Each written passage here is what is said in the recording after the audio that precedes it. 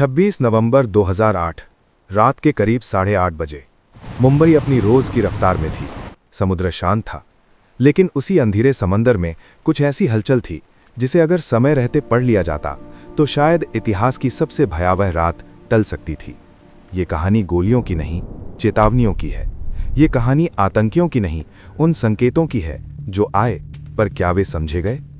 नवंबर 2008 के शुरुआती दिनों में खुफिया एजेंसियों को संकेत मिल रहे थे कि समुद्री रास्ते से हमला हो सकता है। रिसर्च एंड एनालिसिस विंग यानी रॉ ने विदेशी स्रोतों से बातचीत इंटरसेप्ट की थी। जानकारी थी लक्ष्य मुंबई हो सकता है। समुद्र के रास्ते घुसपैठ की आशंका थी। ये इनपुट साझा किया गया था विभिन्न एजेंसियों के साथ, जिनमें इंडियन नेवी और तटरक्षक बल भी शामिल थे। लेकिन सवाल यही है, सूचना कब आई और क्या वो पर्याप्त थी? 18 नवंबर के आसपास एक महत्वपूर्ण अलर्ट जारी हुआ। उसमें कहा गया कि आतंकवादी समुद्री रास्ते से भारत में प्रवेश कर सकते हैं। कुछ रिपोर्टों में विशिष्ट नावों का जिक्र भी था। ये कोई साधारण चेतावनी नहीं थी। ये उस शहर के लिए थी जो देश की आर्थिक राजधानी था, जहां हर रात हजारों लोग समुद्र किनारे सांस लेते थे। इंडियन नेवी ने अपने स्तर पर निगरानी बढ़ाई, समुद्री गश्त की गई। पर अरब सागर कोई छोटी झील नहीं, ये हजारों किलोमीटर में फैला खुला विस्तार है। हर छोटी नाव को पहचानना, हर संदिग्ध सिग्नल को पकड़ना आसान नहीं था। 21 नवंबर के बाद एक और इनपुट आया कि पाकिस्तान के कराची से एक नाव निकल सकती है। उस समय क्षेत्रीय समुद्री निगरानी कई एजेंसियों में बटी हुई थी। कोस्ट गार्ड, स्थानीय मरीन पुलिस, नौसेना, सभी की जिम्मेदारियां अलग अलग थीं। समन्वय था, पर क्या वो पर्याप्त था? 23 नवंबर को आतंकियों ने कराची से अल हुसैनी नाम की नाव में सवार होकर यात्रा शुरू की।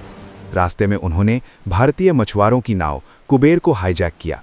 कप्तान की हत्या कर दी गई और उसी नाव के सहारे वे भारतीय जलसीमा के करीब पहुंचे।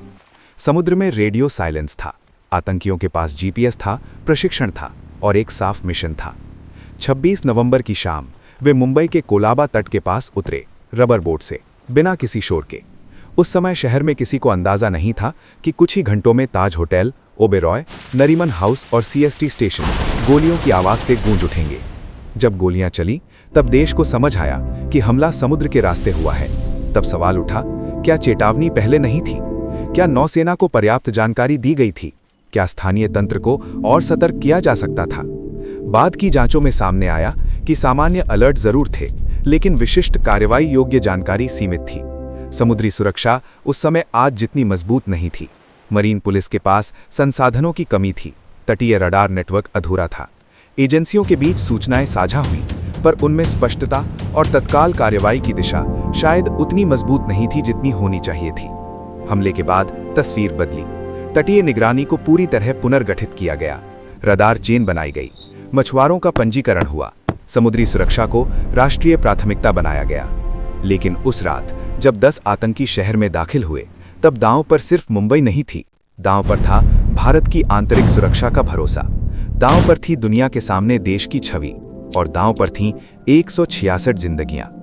ये कहना आसान है कि अगर कुछ और किया जाता तो शायद नतीजा अलग होता, लेकिन खुफिया दुनिया में हर सूचना अधूरी होती है, हर चेतावनी में अनिश्चितता होती है, और हर निर्णय सीमित संसाधनों और समय के दबाव में लिया जाता है।